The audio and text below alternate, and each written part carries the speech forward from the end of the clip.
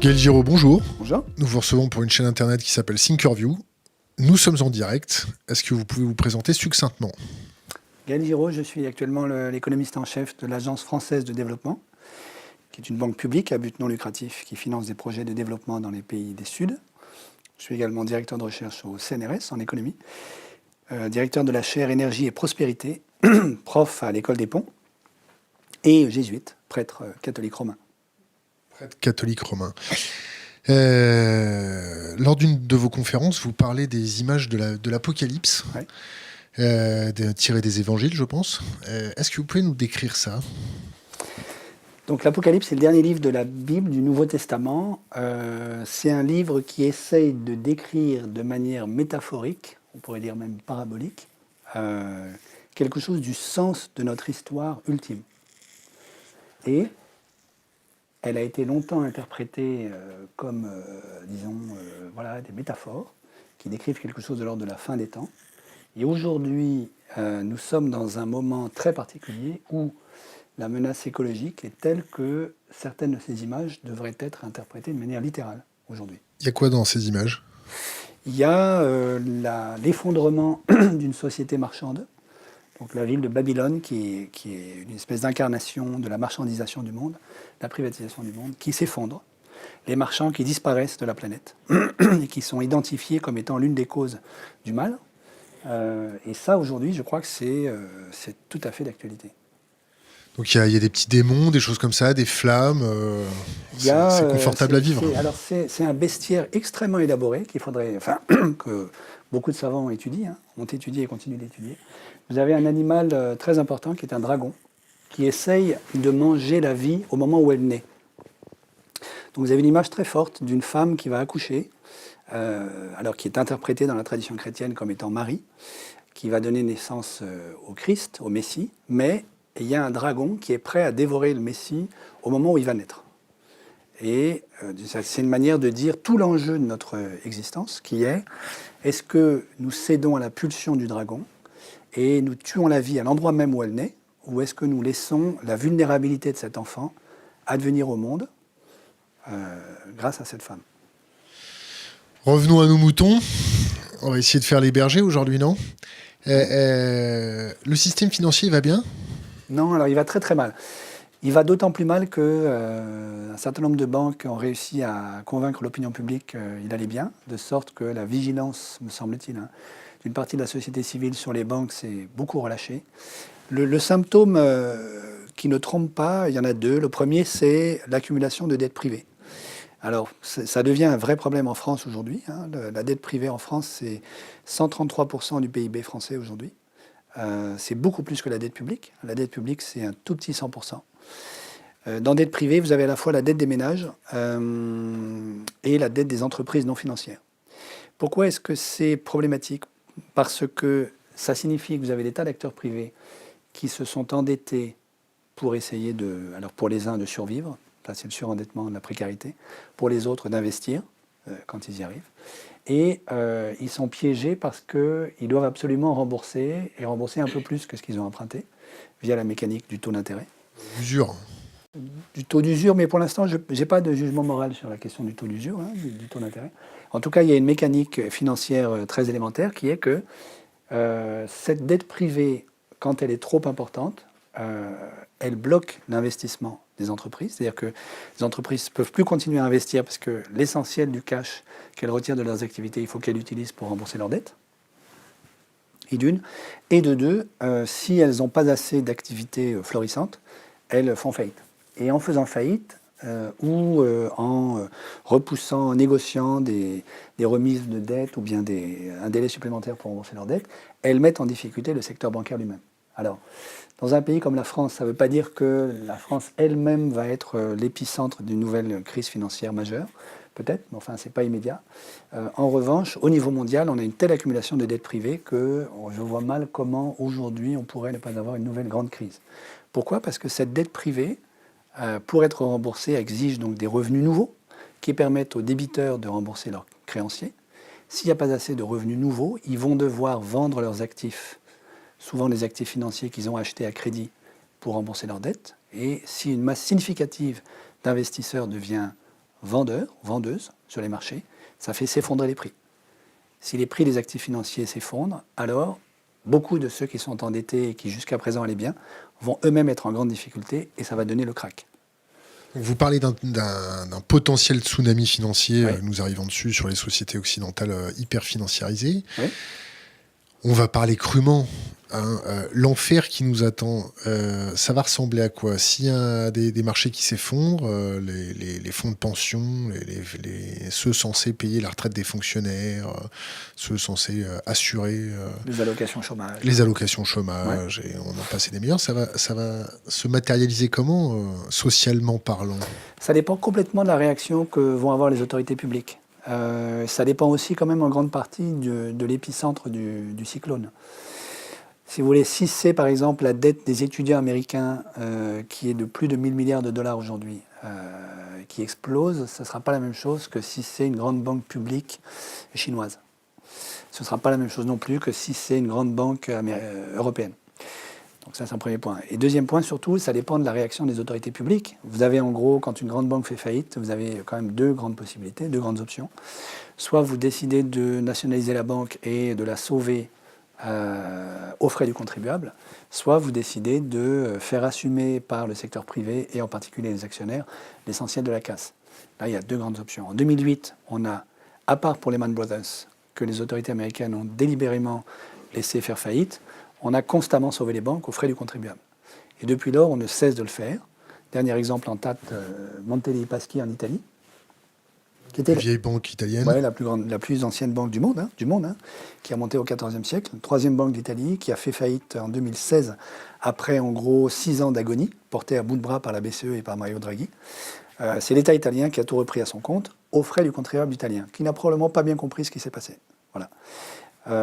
Alors, si on a un nouveau tsunami, ça dépend des autorités. Si elles décident, comme elles l'ont fait jusqu'à présent, de sauver les banques aux frais du contribuable, ça va être de nouveau un approfondissement de la crise sociale pour la plupart des classes moyennes et des classes populaires, voire des catégories aisées qui ne sont pas dans le 0,1% choyé aujourd'hui par le gouvernement français. Donc ça veut dire qu'on va vers une crise sociale, économique encore plus profonde que celle que nous connaissons aujourd'hui. Les gilets jaunes, c'est les prémices. Les gilets jaunes, si cette option-là se matérialise, les gilets jaunes, ça n'est que le début de l'introduction de la préface de problèmes encore beaucoup plus graves. Oui. Oui. Admettons que la privatisation des gains s'arrête et que la mutualisation des pertes Ouais. continue. Ouais. C'est une augmentation des impôts, c'est une augmentation du coût de la vie, c'est quoi? Les gens sont plus payés Ça dépend. Oui, disons la trajectoire classique, c'est on profite disons, de l'explosion de la dette publique, c'est-à-dire globalement, c'est l'État. Si on choisit de faire payer le contribuable, donc c'est l'État qui va prendre à sa charge la dette de la banque, si c'est une banque qui fait faillite. Donc la dette publique va exploser. La dette publique explosant, ce sera un alibi de plus pour continuer de détruire, de démanteler l'État-providence qu'on a construit après la Seconde Guerre mondiale. Et donc là, ça veut dire de nouveau des coupes sombres, ou des coupes claires, si vous voulez, suivant l'image que vous voulez utiliser, dans les dépenses publiques. Donc c'est ce qu'on voit déjà maintenant. Ça veut dire fermeture des services publics, fermeture des hôpitaux, des écoles, fermeture des gares, etc. Privatisation à tout bras, ce qu'a connu la Grèce. Vous voyez, donc d'une certaine manière, ça veut dire le schéma grec s'étend à une partie de l'Europe. C'est ça que ça signifie. Et le schéma grec, ça veut dire une privatisation de la société grecque, puisque, comme vous le savez, le port du Pirée a été vendu, un bout du port du Pirée a été vendu à un armateur chinois, une île grecque a été vendue à un Allemand, tous les aéroports grecs ont été privatisés et vendus. Alors, d'une certaine manière, on le fait déjà en France. On est en train de privatiser l'aéroport de Paris. Disons, la reprise en main d'une partie de la dette de la SNCF préfigure une possible privatisation de la SNCF. C'est pas impossible qu'on ait également en France, dans nos cartons, l'idée d'un démantèlement de la Caisse des dépôts et consignations et d'un transfert de la gestion du livret A aux banques privées, qui lorgnent sur ce pactole depuis des années. Donc ça aussi, ça peut faire partie des options que le gouvernement pourrait vouloir mettre en œuvre. Donc d'une certaine manière, c'est ça qui est assez extraordinaire en France. On n'a même pas besoin d'une nouvelle grande crise financière pour qu'on mette déjà en place le programme, disons, la saignée qui a été infligée à la Grèce. Le cas italien est très intéressant parce qu'il est intermédiaire, il est dans une situation beaucoup plus précaire que celle de la France et il n'est pas encore dans la situation grecque. Ce qui est clair également, c'est que la souffrance sociale que tout ceci provoque va très vraisemblablement bénéficier essentiellement aux formations politiques d'extrême droite. C'est-à-dire d'extrême gauche. Ou d'extrême gauche, mais pour l'instant, l'extrême gauche européenne est mal en point. Mais vous avez raison, c'est-à-dire formellement, il n'y a aucune raison que ce soit d'abord la droite qui en profite, à ceci près que l'extrême gauche aujourd'hui a du mal à se structurer. Donc c'est plutôt, en tout cas c'est ce qu'on voit en Italie, l'extrême droite qui en profite, puisque Cinque Stelle en Italie est un parti construit de briques et de broc à partir du blog de Beppe Grillo, qui est une espèce de Coluche italien, blog qui est monté en fait en puissance dans les médias italiens grâce à une société de com, qui a été financée par une riche famille italienne qui avait décidé de faire de Beppe Grillo un leader politique, ce qu'évidemment il ne pouvait pas être, ce qu'il ne sera pas. Puis une fois que Cinque Stelle est arrivé en tête des sondages, ce parti d'une certaine manière est arrivé au pouvoir, volens nolens, et Di Maio, qui est le ministre de Cinque Stelle phare du gouvernement italien actuel, est un gars qui vendait des tickets d'entrée dans des stades de foot avant de faire de la politique.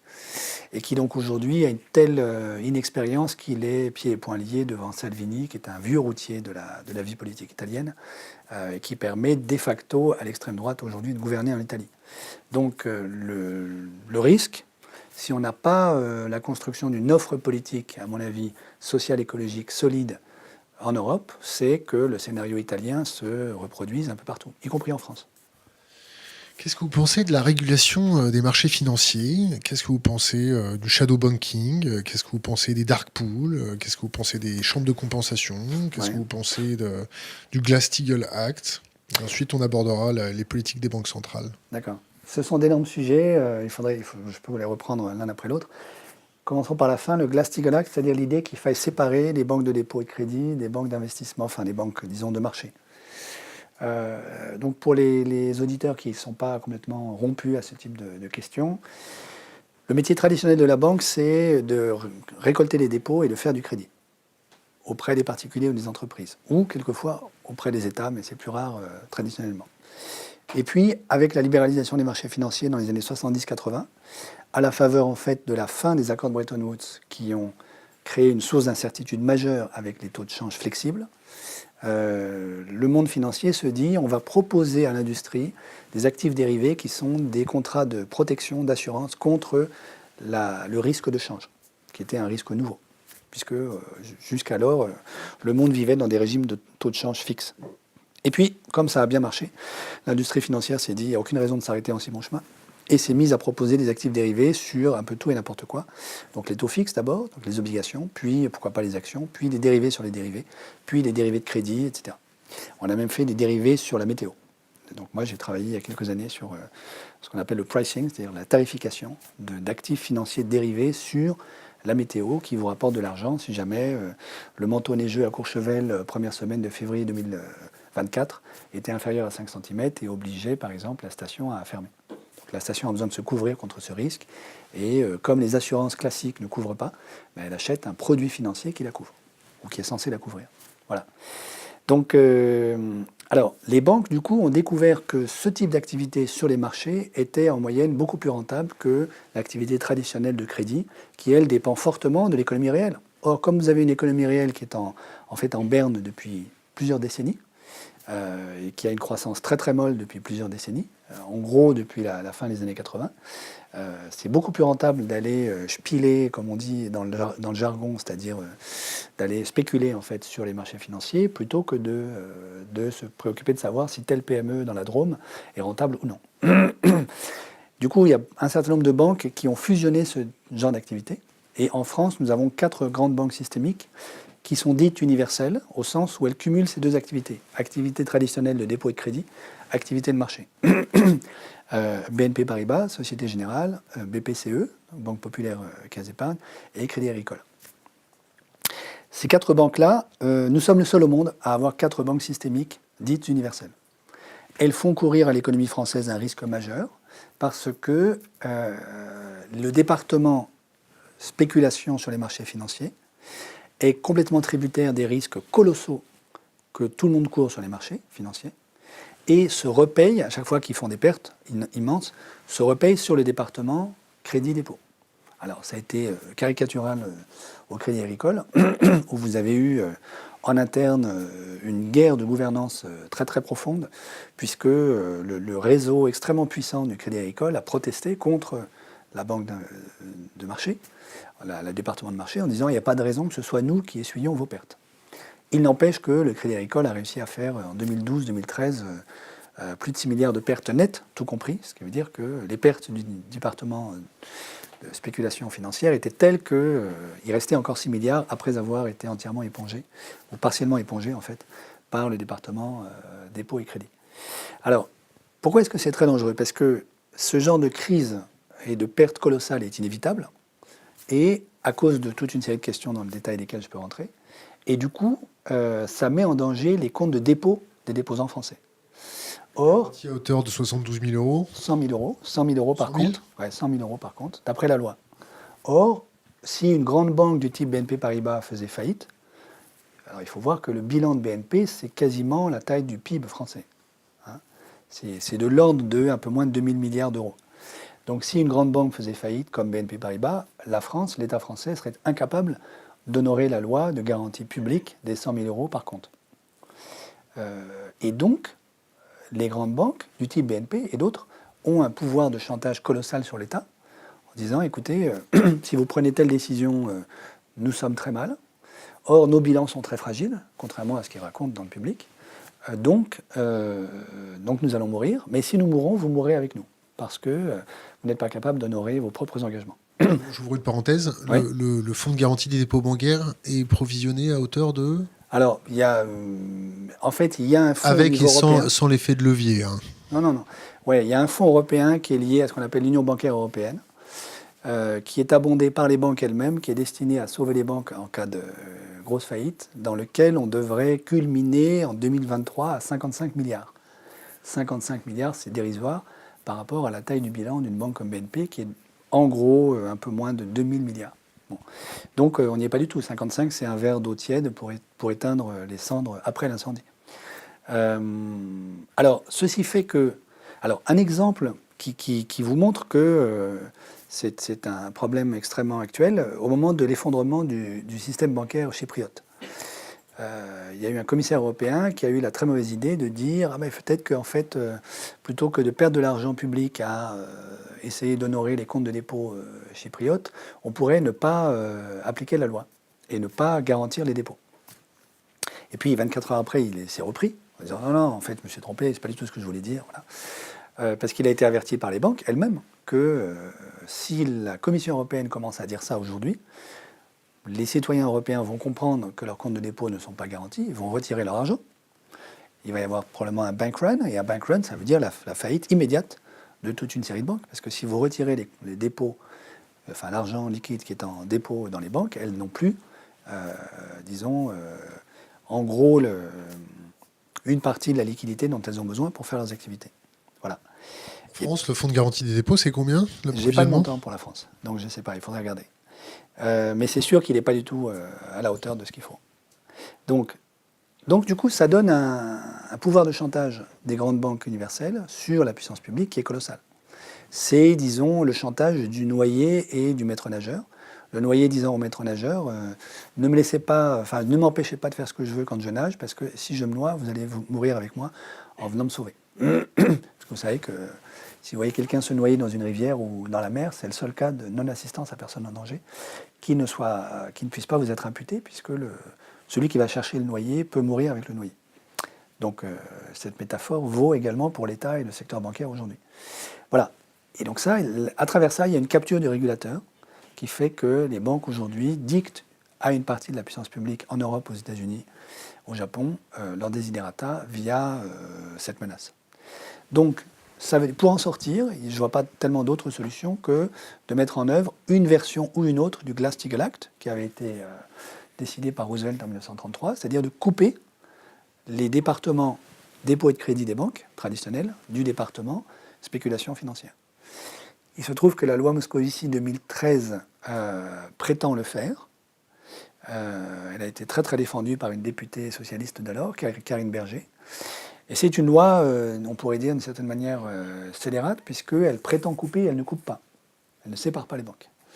Donc Frédéric Oudéa, qui est à ce moment-là le PDG de Société Générale, l'a reconnu devant l'Assemblée nationale. Il a dit, en fait, cette loi va nous obliger à filialiser, ce qui n'est pas coupé, 1,5% de nos activités de marché.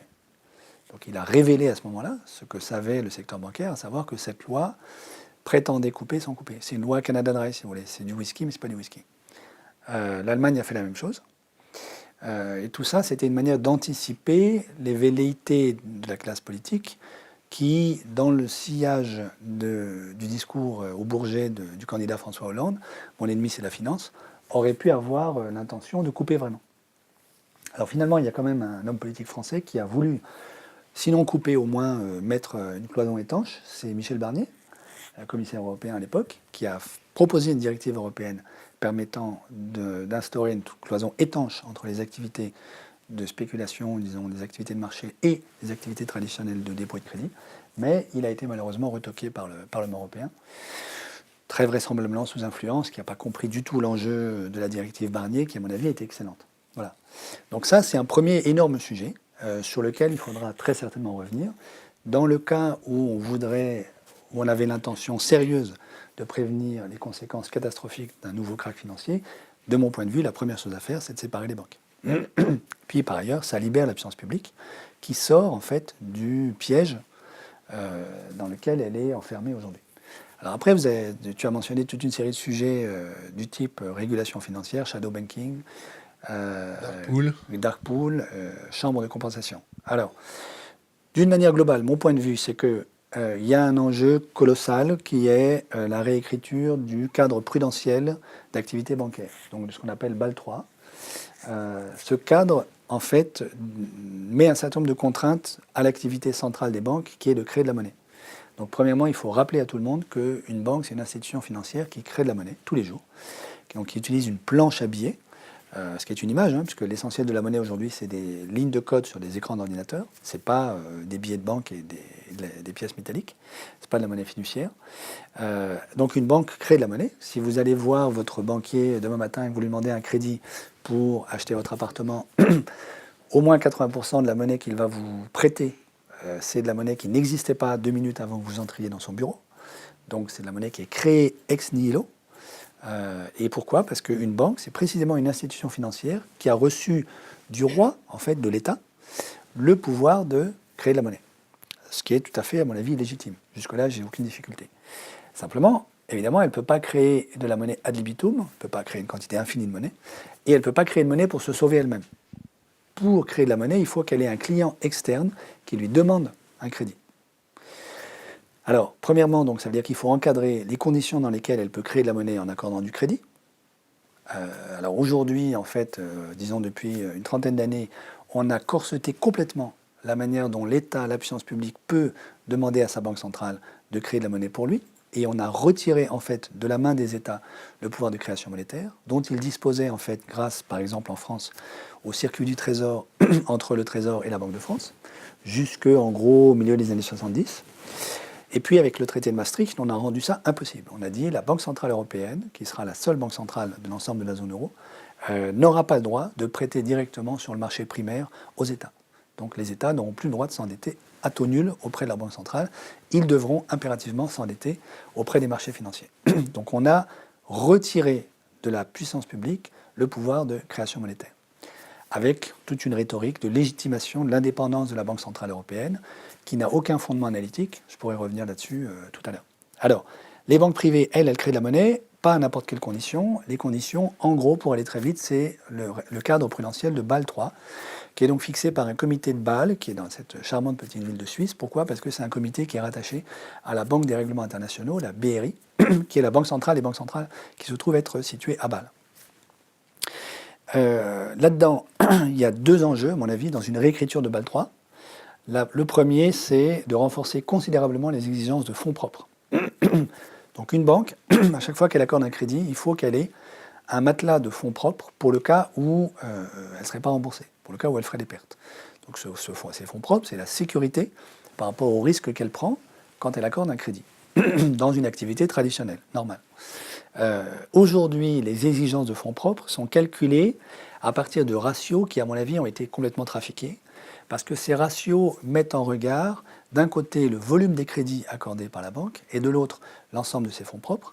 Mais le volume des crédits, il est lui-même pondéré par la dangerosité, la riskiness en anglais, la mesure du risque de ces crédits. Or, qui calcule la dangerosité de ces crédits? Les banques elles-mêmes, via des modèles suffisamment sophistiqués, avec des bataillons d'ingénieurs et de matheux dont j'ai fait partie, qui font ces calculs et qui font ces modèles, qui sont tels qu'avec ça, vous pouvez faire apparaître comme non risqués des crédits extrêmement risqués et diminuer énormément les exigences de fonds propres de la banque. Donc ces ratios-là, qui sont des usines à gaz, que les auditeurs comptables n'ont absolument pas les moyens et le temps d'aller inspecter et regarder jusqu'au bout, parce qu'ils n'ont pas le temps d'aller regarder les modèles de finances stochastiques qui sont utilisés par les ingénieurs pour les calculer. Ces ratios-là, à mon avis, ne valent pas grand-chose. Le ratio pertinent, c'est un ratio très très simple, que n'importe quel comptable est capable de calculer, qui est simplement le ratio volume des crédits accordés divisé par fonds propres purs, sans pondération, sans modèle, rien du tout. Et quand on regarde ce type de ratio, on constate que la plupart des banques de la zone euro aujourd'hui sont à 2-3%. Quelques-unes un peu au-dessus, mais en gros, elles tournent à 3%. Au début du 20e, elles étaient à 20%, 20-25%. Au 19e, elles étaient à 50%. Et à partir des années 80, ce ratio s'est effondré. Parce que, évidemment, si vous devez immobiliser des fonds propres, vous faites moins d'affaires. Vous ne pouvez pas payer des bonus colossaux. Vous ne pouvez pas payer votre PDG 1 million d'euros par mois. Ce n'est pas possible. Si vous voulez faire ça, il vous faut diminuer la contrainte des fonds propres. Donc, d'une certaine manière, le secteur bancaire, en complicité avec une partie des régulateurs, a fait en sorte que le cadre prudentiel de Bâle III devienne lui-même une usine à gaz qui permette au fond de relâcher la contrainte. Mon point de vue, mais je ne suis pas du tout le seul, il y a plein d'économistes qui disent ça, c'est qu'il faut renforcer la contrainte pour sécuriser les banques. Le FMI lui-même dit que les banques sont sous-capitalisées. Jusqu'à combien faut-il monter? Pardon, excuse-moi. À mon avis, il faut monter au moins jusqu'à 20%, vu la dangerosité de la situation aujourd'hui. Bon, pour résumer le trivialement, on a un système financier qui est dirigé par une bande de mégalos qui sont sur la corde raide à chaque seconde, avec les fondements de la soutenabilité de notre société, pareil, sur la corde raide. Ouais. La question, elle est très simple. Le too big to fail, Ouais. que tu as essayé de me décrire, ce chantage de on va mourir, tu vas mourir avec nous, est-ce que c'est pas un chantage du genre, si les gens comprennent ce qu'on a fait, ce qu'on est en train de faire et ce qu'on veut faire, on perd notre tête. Les têtes vont rouler, et les fourches vont s'aiguiser et on va se faire attraper. Alors, en fait, c'est ce qu'une partie du secteur bancaire a craint en 2008. Disons le cataclysme financier de 2008 qui a été colossal. Il y a quand même 25% de la capitalisation boursière du monde qui a disparu. Un quart. Fait que les financiers de l'époque, ceux avec qui je discutais, ont cru ça. Ils se sont dit, une fois que les gens vont avoir compris ce qu'on a fait, ils vont nous chercher avec des fourches. Donc, j'ai des anciens collègues qui prenaient le métro en vêtements, disons, communs, et qui enfilaient leur costard dans l'ascenseur de leur propre immeuble à la Défense, pour éviter d'être repérés comme un financier de la Défense. Idem à la City, à Londres. Voilà, donc ils ont eu très peur. Puis, à partir de 2009, ils ont vu que la puissance publique, dans la plupart des pays, a géré admirablement à leur avantage la crise financière, et ils ont été rassérénés. Aujourd'hui, je ne sais pas quel est leur état d'esprit par rapport à la... On n'a pas encore de nouvelles grandes crises financières, en tout cas pas apparemment. Donc je ne sais pas quel est leur état d'esprit. C'est sûr que la violence d'un certain nombre de casseurs qui bénéficient, qui profitent du mouvement des Gilets jaunes pour faire valoir leur propre ressentiment social, peut faire craindre le pire à un certain nombre de financiers. En même temps, la puissance publique leur est extrêmement favorable et les défendra. Donc c'est sûr qu'ils ont cette espèce de crainte d'un côté et puis d'arrogance et de sécurité de l'autre en se disant on est protégé par les pouvoirs publics, la police et l'armée, qui, comme vous le savez aujourd'hui, n'hésitent pas à utiliser des armes létales contre les Gilets jaunes en étant condamnés par la communauté internationale là-dessus, en France. Voilà. Donc, voilà. Alors après, à mon avis... Il y a encore toute une série d'autres sujets techniques que tu as abordés, les dark pools, les chambres de compensation, le shadow banking. Je dis quelques mots là-dessus pour dire qu'il faudrait évidemment réguler le shadow banking. Le shadow banking, qu'est-ce que c'est? Une fois qu'on a compris que les banques ont besoin d'un client qui leur demande de l'argent, qui leur demande un crédit pour qu'elles puissent utiliser leur pouvoir de création monétaire. Une fois qu'on a compris également que dans l'économie réelle, ça se passe mal depuis au moins une trentaine d'années, pour des tas de raisons, dans le détail desquelles je peux rentrer, qui fait que les banques ne font plus assez de profit avec l'économie réelle. Elles ont besoin de se créer des clients artificiels, financiers, qui vont leur demander de l'argent pour qu'elles puissent utiliser leur pouvoir de création monétaire. Qu'est-ce qu'elles font? Qu'est-ce qu'elles ont fait? Elles font des fonds spéculatifs, des objets qui ne sont pas des banques, des objets institutionnels financiers, où elles mettent une partie de leurs propres salariés, leurs collègues, qui vont bosser là-dedans, qui sont institutionnellement indépendants de la banque, mais en fait c'est des copains, qui vont demander du crédit à la banque pour faire des opérations à fort effet de levier, que je vais décrire, par exemple des opérations de private equity. Donc les copains de la banque vont me demander de l'argent, moi je vais être évidemment très heureux de leur accorder des crédits, je vais faire fonctionner mon pouvoir de création monétaire, et quand leurs opérations marchent bien, ils vont me rembourser avec des taux d'intérêt intéressants. C'est ça le shadow banking. Donc le shadow banking, c'est je délocalise une partie des activités que je voudrais pouvoir réaliser dans des équipes qui sont mes anciennes équipes à moi, que je place dans des animaux institutionnels hybrides qui ne sont pas bancaires, donc qui ne sont pas soumis à la réglementation bancaire. Hors régulation. Voilà, hors régulation, et qui vont pouvoir faire ce que moi je n'ai plus le droit de faire comme banque. Avec mon pouvoir de création monétaire, puisque je suis leur complice, moyennant finance évidemment. C'est ça le monde du shadow banking. À partir de 2009, les banques ayant compris que tôt ou tard, nos sociétés ne sont pas stupides, elles vont être régulées, ou en tout cas craignant que ça ne le soit le cas, se sont mises à toute vitesse à créer, à faire exploser le monde du shadow banking pour aller localiser hors réglementation bancaire une part substantielle de leurs activités. Alors, l'exemple paradigmatique de ce que fait un fonds, par exemple de private equity, c'est la chose suivante. Il repère une entreprise qui va plus ou moins bien. Il emprunte 100 auprès de sa banque alliée, complice, pour acheter l'entreprise. Avec ces 100, il fait une opération sur l'entreprise. Il restructure l'entreprise au pas de charge. Il vire un quart du personnel, etc. Enfin bon, change le PDG, voilà. Et puis 2 ans après, il revend l'entreprise 150. Et il paye 5 à la banque et il garde 45 de bénéfices. Donc c'est ça une opération à fort effet de levier. Ça lui permet de faire, en ayant emprunté 100, donc avec rien. Alors admettons qu'il ait eu 10 de capital initial pour emprunter 100. Avec 10 de capital initial, il fait un bénéfice de 45, de 450% en 2-3 ans. Donc c'est colossal. Aucune activité de l'économie réelle, en particulier aucune activité compatible avec la transition écologique et les enjeux écologiques d'aujourd'hui, ne peut rapporter du 450% en 3 ans. C'est juste pas possible. Sur les marchés financiers, c'est possible. Au prix, évidemment, bien souvent, de la destruction d'entreprises. Et d'une casse sociale. Et d'une casse sociale phénoménale. Voilà. Alors, il ne faut pas non plus être complètement caricatural. Il y a des activités de private equity qui ont été utiles pour les entreprises, je ne dis pas le contraire. Il y a des gens qui ont bien fait leur boulot dans les fonds de private equity, mais il y en a aussi beaucoup qui ont fait n'importe quoi et qui ont juste spéculé de manière à avoir des effets de levier colossaux qui sont juste incompatibles avec la réalité économique du monde infralunaire. T'as déjà pris de la cocaïne? Jamais. Est-ce que tu connais cette légende qui dit que tous les traders, les gens dans la finance, sont coqués à mort, oui, je la connais. vont se faire des putes, ouais, crament des billets, s'arrosent avec des bouteilles de champagne qui coûtent plus de 10 000 euros la grosse bouteille, des choses comme ça, vont dans des super avions.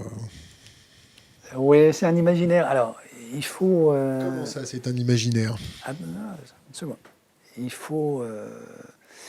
je pense qu'il faut faire attention à la chose suivante. Si on essaie de... Je cherche juste un film, à mon avis, qui, pour moi, traduit fidèlement l'expérience que j'ai eue quand j'étais quant, c'est-à-dire ingénieur qui faisait des maths pour les traders, de l'activité bancaire, c'est Margin Call. Voilà. Là, tout ce que je vois dans ce film est vrai. En tout cas, c'est ce que j'ai vu. Et pour la petite anecdote, l'un des banquiers avec lesquels j'ai travaillé il y a longtemps, il y a 15 ans, que j'ai appelé, après avoir vu le film Margin Call, en ayant moi-même l'impression, en sortant de la salle de cinéma, de sortir du boulot. Je me dis, tiens, j'ai l'impression de sortir de la banque. Je l'ai appelé, et j'ai dit, tu as vu Margin Call? Il me dit, ouais. Il dit, qu'est-ce que tu en penses? Il me dit, ah, je ne vois pas pourquoi les gens s'excitent autour de ce film. En fait, ce que décrit ce film, c'est la vie. Voilà. Donc, ceux qui ont trempé là-dedans, quand ils voient Margin Call, ils disent, bah ouais, c'est ça.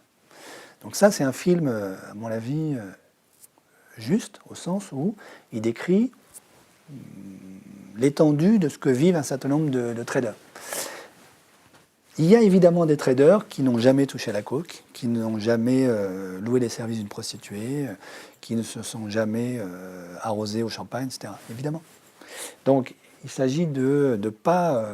je pense qu'il faut être un tout petit peu raisonnable dans la manière dont on manie cet imaginaire-là.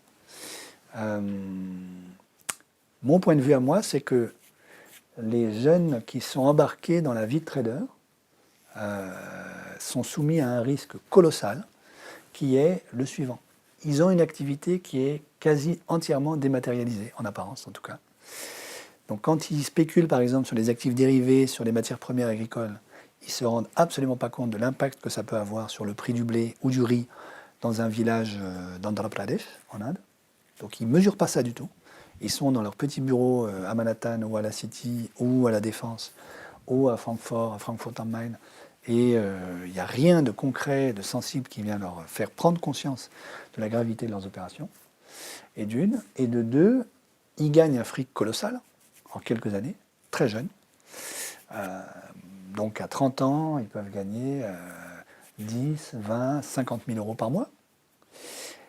Dans un climat où ils se sentent... les moins performants. Hein. Non, il ne faut pas exagérer, à 30 ans. Alors à 40, c'est plus pour les plus performants, mais à 30 ans, non, c'est déjà pas mal.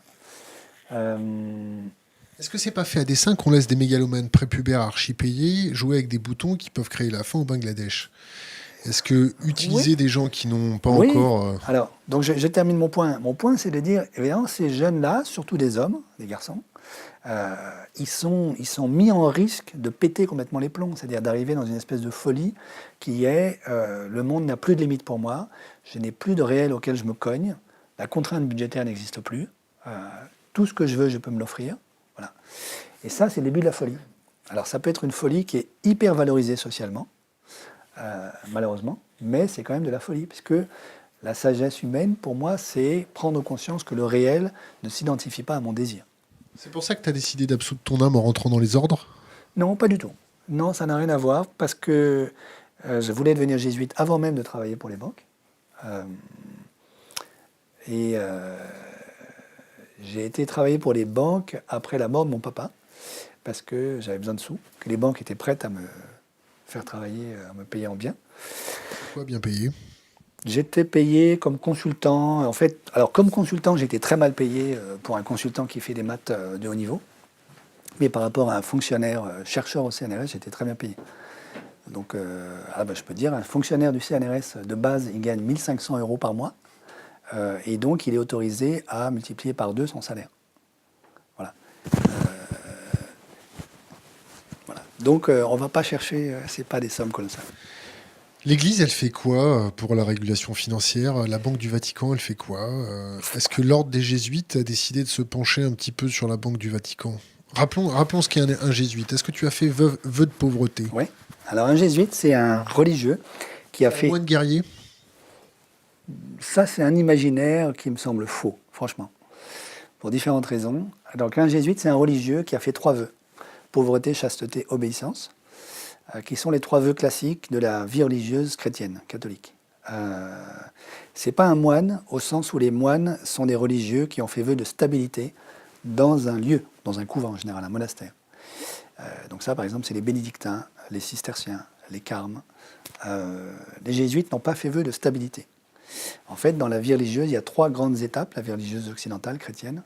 Il y a l'étape des moines, en gros, du 6e à aujourd'hui, évidemment, il y a toujours des moines. Puis, à partir du XIIIe siècle, ce qu'on appelle les ordres mendiants, donc les franciscains et les dominicains, qui, eux, ont des couvents, mais sortent du couvent et font le va-et-vient entre le monde de la campagne, le monde féodal de la campagne, qui est celui du monastère, et la ville. Et puis, au XVIe siècle, on a les jésuites, qui, eux, vont dans la ville. Le monde féodal a disparu. ou est en voie d'extinction, et travaillent dans la ville, qui n'ont pas d'habit monastique, nous n'avons pas d'habit, qui ne sont pas soumis à ce qu'on appelle la prière du cœur, c'est-à-dire les au moins 5 prières classiques auxquelles les moines sont soumis, les laudes, les matines, les vêpres, sixtes, nonnes, etc. Mais qui ont une mission d'évangélisation à l'extérieur, dans le monde. Donc, ce ne sont pas des moines en ce sens technique. Les jésuites n'ont pas vœu de stabilité, au contraire, ils ont un vœu de mobilité pour être disponibles dans la mission. Et en revanche, ils prononcent leurs 3 vœux comme tous les religieux. Voilà. C'est ça un jésuite. Alors, après, pour revenir à la question financière dans l'Église et la Banque du Vatican. La Banque du Vatican a servi pendant des années, malheureusement, de plaque tournante de blanchiment de l'argent sale de la mafia italienne. Et le pape François, aujourd'hui, est en train de mettre de l'ordre là-dedans, de manière extrêmement pugnace. Évidemment, il y a des résistances, mais je crois que c'est quelque chose d'extrêmement sain que l'Église, aujourd'hui, fasse le ménage dans ses propres institutions financières. L'Église s'est prononcée de manière extrêmement forte et précise en faveur de la régulation financière. Donc il y a eu, en octobre 2011, une déclaration de ce qu'on appelle le Conseil pontifical Justice et Paix, Justitia et Pax en latin, qui a, à l'initiative du cardinal Peter Turkson, qui a publié un texte remarquable dans lequel il est dit de manière très forte, l'Église catholique recommande la séparation bancaire, séparation entre banques de dépôt et de crédit, ce dont on parlait tout à l'heure, et les banques de marché. Les taxes Tobin, donc la mise en place de taxes sur les transactions internationales d'abord, et puis pourquoi pas sur l'ensemble des transactions financières. Et la fin, on est en 2011, octobre 2011, la fin de la recapitalisation bancaire sans condition.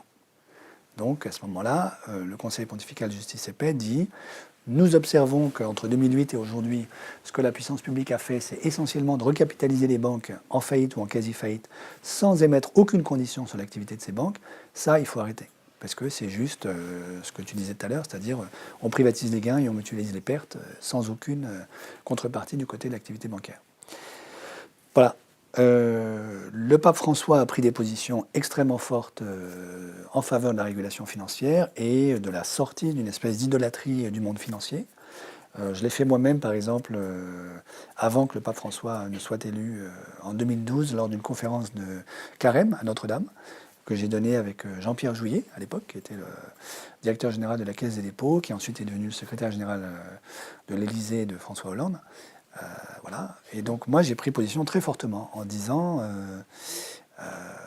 les marchés financiers sont le veau d'or d'aujourd'hui, il faut sortir de ça et les réguler sans état d'âme. Parce que l'utilité sociale des marchés financiers aujourd'hui n'est pas démontrée. Voilà. Donc je crois que la position du magistère ecclésial chrétien, catholique, est très claire. La finance, ça se régule. Et nous avons un risque majeur d'idolâtrie aujourd'hui des marchés financiers dont il faut sortir. Bon, parlons un peu d'écologie. On reviendra sur la finance un peu plus tard. Ouais. On a un copain qui est fondateur du programme spatial français qui s'appelle Jacques Blamont, qui a écrit un bouquin qui s'appelle Introduction au siècle des menaces, qui a été rencontrer le cardinal Noir pour lui dire voilà. Je suis biographe officiel de... Bon, il n'a pas présenté comme ça, mais je suis biographe officiel de Galilée. J'ai un problème. La consommation de viande nous emmène un peu... Ça va nous créer des problèmes. Les nappes phréatiques se cassent la gueule. La pollution, tout ça, bon, résumé trivialement. Il leur dit, voilà, vous êtes depuis 2000 ans les meilleurs au niveau de la propagande. Bon, vous avez cramé 2-3 scientifiques, mais c'est pas grave. Est-ce que vous pouvez pas faire quelque chose pour que vos fidèles prennent des dispositions pour moins consommer de viande, respectent le climat, ainsi de suite. Ouais. Ça n'a pas donné grand-chose. Ouais. L'Église, elle en est où là, avec le réchauffement climatique? Elle va attendre que Jésus revienne, qu'il nous sauve, qu'il multiplie les petits poissons, qu'il ouvre les océans. Là, notre ami imaginaire à tous, il est où? Alors, l'Église, en fait, de mon point de vue, l'Église catholique, il y a d'autres églises que l'Église catholique, a pris une position extrêmement forte en juillet 2015 avec la publication de l'encyclique Laudato Si. Aucune institution n'avait publié un tel texte. Et j'ai plein d'amis écolos, d'extrême gauche, ou non, mais aussi d'extrême gauche, qui ont pleuré en lisant ce texte, en disant « Nous, ça fait 40 ans qu'on se bagarre, et on n'a jamais été capable de produire un tel texte. » Je pense que ce texte-là a propulsé l'Église catholique, qui ne s'y attendait pas, de la position qui était la sienne, qui était plutôt sur le bord de la route par rapport à l'histoire de l'humanité et de nos sociétés, dans la locomotive. Au sens où elle a dit un certain nombre de messages très très forts. La question écologique est devenue la question primordiale aujourd'hui, pour nous. Laudato Si est très clair là-dessus. On ne peut pas être chrétien et croire que les marchés vont pourvoir et résoudre le problème écologique. Il y a même au numéro 123 de l'encyclique une phrase extrêmement forte où le pape dit il y a une même logique entre le viol des enfants, l'abandon des vieillards et l'idéologie du marché qui nous sauverait de la question écologique. Bon, avec les petits-enfants, ça marche pas trop bien en ce moment. L'Église est en train malheureusement de découvrir qu'elle est aussi pécheresse. Ils découvrent pas trop quand même, ils étaient au courant, non? Moi, j'étais Le meilleur service de renseignement du monde, c'est quoi? On peut en discuter. Moi, j'étais pas au courant. Il y a deux choses. À mon avis, il faut pas. Je veux dire, il faut vraiment apprendre à distinguer, je crois. C'est le cas de le dire. Ouais. L'Église aujourd'hui est prise dans des scandales absolument monstrueux que je ne peux évidemment que condamner et désavouer. Et il faut que la justice se fasse, avec la plus extrême sévérité, parce que c'est la crédibilité de l'Église qui est en jeu. Voilà. Donc, Barbarin, une petite tape sur l'épaule, c'est pas grave? Barbarin? C'est Barbarin qui a été reçu par le pape parce qu'il voulait donner sa démission, et puis en fait, oui. Non, le pape a dit non. Alors le pape, en fait, l'a mise à pied, mais n'a pas reçu sa démission tant que la procédure judiciaire n'est pas complètement terminée. Puisque Monseigneur Barbarin a fait appel de sa condamnation. Voilà. Enfin, il est mis à pied. Voilà. Et par ailleurs, comme vous le savez, le numéro 3 du Vatican, lui, a été entièrement démissionné, réduit à ce qu'on appelle réduit excommunié? à l'état laïque. Non, pas excommunié, exclu de l'ordre des prêtres, donc dans le jargon canonique, réduit à l'état laïque. Donc il n'est plus prêtre, si vous voulez. On n'a jamais eu une telle sanction dans l'Église, c'est la première fois. Donc je crois qu'il faut mettre ça au crédit du pape François. Je ne crois pas du tout qu'on puisse accuser François d'être une espèce de complice, même par ignorance, des affaires de pédophilie. Au contraire, il essaie d'instruire ce dossier, je crois, avec beaucoup de courage et le plus de transparence possible. Voilà. Ça, c'est un aspect fondamental. Je ne suis pas du tout en train de nier la réalité et la gravité de cette question. Et ce que je vais dire là n'est pas une manière d'excuser l'Église. Mais je pense que nous tous, ici, là, on est conscients du fait que, évidemment, ce n'est pas un problème purement ecclésial, malheureusement. C'est la maladie du pouvoir? C'est la maladie du pouvoir, on pourrait dire, oui, tout à fait. Ce que j'observe dans les milieux non ecclésiaux, proches de l'État et de la haute fonction publique, c'est malheureusement très très proche. C'est très très proche. Il y a un sentiment de toute puissance qui, d'une certaine manière, se traduit dans une sexualité complètement désordonnée. Je disais l'autre jour, il n'y a pas très longtemps, c'est amusant, des travaux qui ont été faits par les éthologues sur les chimpanzés et la manière dont, dans une tribu de chimpanzés, on devient le chef. Le chef, c'est celui qui est capable de faire l'amour avec les guenons les plus charmantes du groupe. Donc c'est celui qui est capable de séduire les guenons et de se reproduire avec elles. C'est lui qui devient le chef. Donc l'enjeu de l'autorité légitime du pouvoir, de la violence et de la puissance chez les chimpanzés, c'est la capacité à être choisi par les jolies filles. Vous êtes en train de nous dire que si les femmes nous choisissaient les meilleurs d'entre nous, le monde irait mieux, c'est ça? Non, je suis en train de dire que d'une certaine manière, l'homme est un animal métaphysique, mais aussi un animal. Et dans la manière dont il se socialise et dont il organise son pouvoir, il n'est pas impossible qu'il y ait du chimpanzé en nous. Et beaucoup d'hommes, quand ils ont le pouvoir, se disent « ce qui me légitime, c'est que je suis capable de me reproduire avec beaucoup de femmes, très jolies si c'est possible, enfin peu importe. » Mais voilà. il y a quelque chose dans le lien sexualité-pouvoir qui est très puissant. Sexualité, pouvoir, argent, je dis rien de très nouveau là-dedans. Voilà. Donc, tout ça pour dire que je pense que toutes les grandes administrations, toutes les grandes bureaucraties sont soumises au même problème que l'Église. Ce qui ne veut pas dire qu'il ne faut pas que justice se fasse dans l'Église. Mais voilà, l'Église n'est pas la seule grande bureaucratie qui est soumise à ce problème. Et par ailleurs, vous savez aussi que la question de l'inceste dans la famille est un sujet monstrueux et monumental. Voilà. Donc, malheureusement, ce n'est pas propre au clergé. Alors, ceci étant dit, je reviens à la question initiale, qui était quoi d'ailleurs? On vous a perturbé, non? Ouais. La Banque du Vatican? Non, j'ai répondu sur la Banque du Vatican. Non, mais lui, il ne pose pas les questions, il s'occupe juste de son clavier. Ah d'accord, très bien.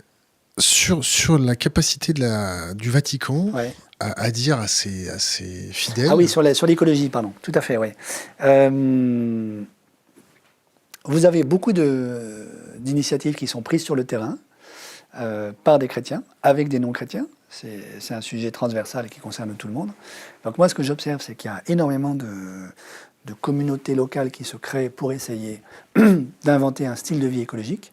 Un exemple, c'est le magnifique campus de la transition écologique à Forges, près de Montereau, auquel je contribue, qui est un château du XVIIIe siècle dans lequel une communauté qui vit là, hommes, femmes, religieux, laïcs, pas religieux, etc., apprend à vivre de manière écologique. Donc ça veut dire tout le monde est végétarien, on fait de la permaculture, on mange les produits du jardin. Et l'idée, c'est que ça devienne un centre de formation, d'apprentissage, où on apprend et on vit ce qu'on apprend. Voilà. Alors, il y a des activités, des initiatives du même type qui sont prises dans le monde. Je peux en citer 2 au moins, parce que je les ai visitées, j'ai vécu un petit peu. Vous avez le Schumacher College à Totnes, en Angleterre, et puis le Sustainability Institute à Stellenbosch, en Afrique du Sud, qui font mutatis mutandis la même chose. C'est-à-dire, c'est un lieu de formation, vous donnez des cours avec des étudiants, et dans le même temps, tout le monde va faire de la permaculture au jardin, mange les produits du jardin. Toute l'électricité provient de photovoltaïque décentralisé dans l'éco-village alentour. Tous les déchets sont recyclés, l'eau est recyclée, etc., etc. On apprend à vivre d'une manière qui soit compatible avec le respect, disons, des écosystèmes des milieux dans lesquels nous vivons. Voilà. C'est pas un peu un pansement sur une jambe de bois pour résumer, je vais me faire l'avocat du diable, Ouais. hein. Ces petits camps de hippies où tout le monde il est content, il fait son petit chou-fleur, tout se passe bien, il fait son petit pied de tomate. D'accord. La ville de Paris, c'est combien de millions d'habitants? Est-ce que c'est extrapolable sur... C'est une bonne remarque, hein. C'est une très bonne remarque. Ma réponse, c'est la suivante, c'est indispensable, mais c'est non suffisant. C'est-à-dire, je crois qu'il y a 2 écueils. Un premier écueil qui est de croire qu'on va pouvoir relever le défi de la décarbonation de nos économies sans nous-mêmes changer notre style de vie perso. Ça, c'est juste pas possible. Donc, il faut que les hommes acceptent de ne plus manger de viande rouge. Voilà. C'est dur pour eux, parce que là aussi, il y a un investissement. On parlait de sexualité et de pouvoir tout à l'heure, mais ça a un rapport aussi avec le caractère carnivore de l'être humain. Quand on mange de la viande, on se rassure, parce qu'on se prouve à soi-même qu'on est tout en haut de la pyramide des prédateurs sur la planète, et qu'on n'a pas de prédateurs au-dessus de nous. Voilà. Il faut lâcher ça, et arrêter de manger de la viande rouge. C'est pas du tout évident. Regardez autour de vous les hommes adultes qui sont végétariens. Donc, premier écueil, croire qu'il ne faut pas changer notre style de vie le plus élémentaire. Deuxième écueil, croire que ça suffit. Évidemment, ça ne suffit pas. Donc, ce n'est pas des petits clubs hippies, c'est un apprentissage existentiel profond de la manière dont je dois changer mon mode de vie. Dans le même temps, il faut évidemment que la puissance publique et le secteur privé changent complètement de braquet sur la question écologique. Est-ce qu'ils sont prêts à faire ça ? Quand on voit que, si je peux me permettre d'utiliser des grands mots, cette oligarchie politique formatée depuis des décennies, voire certaines générations, depuis des générations, est-ce que tu sens ce basculement, ce changement de paradigme au sein même de nos élites, quand on les voit s'augmenter en arrivant dans les ministères, quand on les voit comme ça se balader, tu comprends ce que je veux dire ? Oui, je vois très bien. Il y a, à mon avis, alors, de nouveau, comme pour les traders tout à l'heure, hein, je disais, il y a aussi des traders qui ne touchent pas à la coke, etc. Euh, Il y a aussi des politiques qui ne se grattent pas le nez aussi, hein. ouais, il y a aussi des politiques qui bossent et qui ont compris les enjeux écologiques. Voilà. De mon point de vue, et ça rejoint un tout petit peu ce qu'on se disait il y a quelque temps, le lieu de la résistance la plus profonde, c'est la finance. C'est pas tellement la classe politique. La classe politique, en fait, quand même, aujourd'hui, a compris la gravité de l'enjeu. Il vient d'où Macron? Macron, c'est un haut fonctionnaire de l'inspection générale des finances qui a pantouflé dans le secteur bancaire d'affaires chez Rothschild, puis qui est revenu dans la fonction publique, comme beaucoup de hauts fonctionnaires qui font des va-et-vient entre la haute fonction, la haute finance privée et la haute finance publique. Donc, ce que je peux raconter pour illustrer ça, c'est une discussion que j'ai eue avec des financiers de la City à Londres il y a quelques mois, où on a passé une journée à la Royal Academy of Science, dans un endroit magnifique d'ailleurs, sur les questions écologiques et, disons, la gravité du désastre écologique et l'enjeu du financement de la transition énergétique vers des énergies renouvelables. On a eu un certain nombre de discussions, d'abord sur le diagnostic écologique, qui montrait que tout le monde autour de la table était bien informé. Donc mes interlocuteurs savaient, ont compris que nous allons vers des effondrements de type régional, continental, que le Sahel est dans une position extrêmement difficile, qu'on va avoir des millions, des dizaines de millions de réfugiés climatiques qui vont courir dans tous les sens sur la planète pour aller chercher un endroit pas hostile à la vie humaine dans les années qui viennent. Ils ont compris que la fonte du pergélisol, ce qu'on appelle le permafrost en anglais, aussi bien à la surface de la Terre, donc en Sibérie, Alaska, Groenland, que sous la mer, Avec les hydrates de carbone voilà, qui explosent. avec les hydrates, voilà, qui vont lâcher du méthane, que ça, si ça s'accélère, ça veut dire qu'on se prend plus 5, 6, 7, 8 degrés, et personne ne sait où ça s'arrête, dans les décennies qui viennent. Et ça veut dire que la survie de l'espèce humaine est en jeu. C'est ça que ça signifie. Alors aujourd'hui, on n'a pas d'évidence empirique qui montre que on en est déjà là, mais on n'a pas d'évidence empirique qui montre le contraire. Donc il y a un débat extrêmement intense et angoissé à l'intérieur de la communauté scientifique sur la mesure des émissions de méthane à la surface de l'océan Arctique. Voilà. En fait, on manque de mesures. On manque de mesures sur ça. Ouais. Mais pourtant, j'ai des copains qui bossent chez Total au niveau de la prospection et qui me disent, voilà, quand les hydrates de carbone ils pètent sous l'eau, il y a les gouvernements qui s'excitent parce qu'ils ont l'impression qu'il y a des tests de bombes nucléaires, ils savent pas d'où ça viennent et ils ont compris depuis un certain nombre de décennies que ça Ouais, ça mais réchauffait. malgré tout, non, les derniers travaux, y compris ceux qui sont publiés en 2018, l'an dernier, montrent qu'en fait, on a un gap entre les instruments de mesure qu'on a posés sur Terre et la mesure de la densité en méthane de l'atmosphère à mi-altitude. Pourquoi? Parce qu'on ne sait pas mesurer ce qui sort vraiment de l'océan. Donc en fait, à mi-altitude, il y a plus de méthane qu'à la surface de la Terre. Et le différentiel entre les deux pourrait être dû à ce qui vient de l'océan. Mais aujourd'hui, ce n'est pas démontré. Voilà. Donc il y a un débat là-dessus.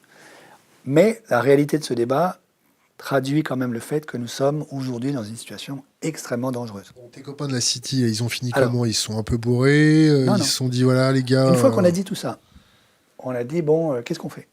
Et en gros, le message de ceux qui étaient là, donc qui ne sont pas forcément représentatifs de la totalité de la City, mais en tout cas d'un certain nombre de financiers qui ont du pouvoir, ça a été, on ne fera rien. Nous, les Européens. Pourquoi?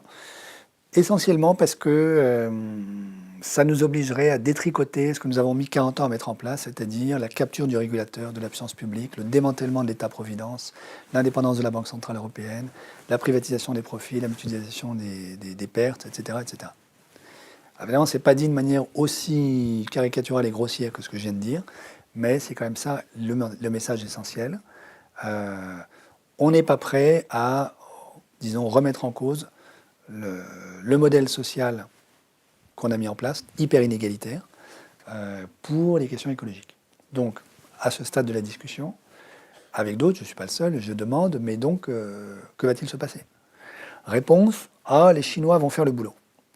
Pourquoi? Parce que, me dit-on, me disent-ils, la Chine, elle a un pouvoir dictatorial, non démocratique, autoritaire, qui lui permet de faire le boulot, le sale boulot.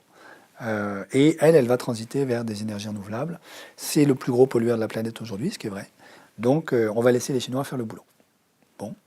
Et nous, qu'est-ce qu'on va faire pendant ce temps-là? Alors ils me répondent, ben, nous, eux, les financiers, ces financiers-là, on va mettre nos enfants en Suède parce qu'avec le réchauffement climatique, le climat suédois sera clément.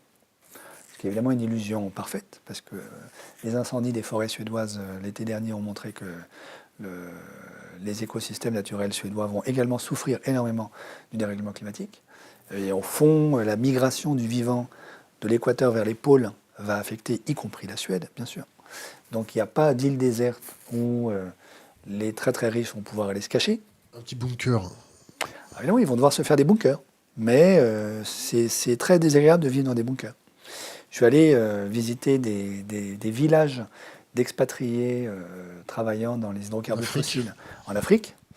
Donc, à l'intérieur du village, vous avez la piscine, la salle de concert, le cinéma, le terrain de tennis, le terrain de golf.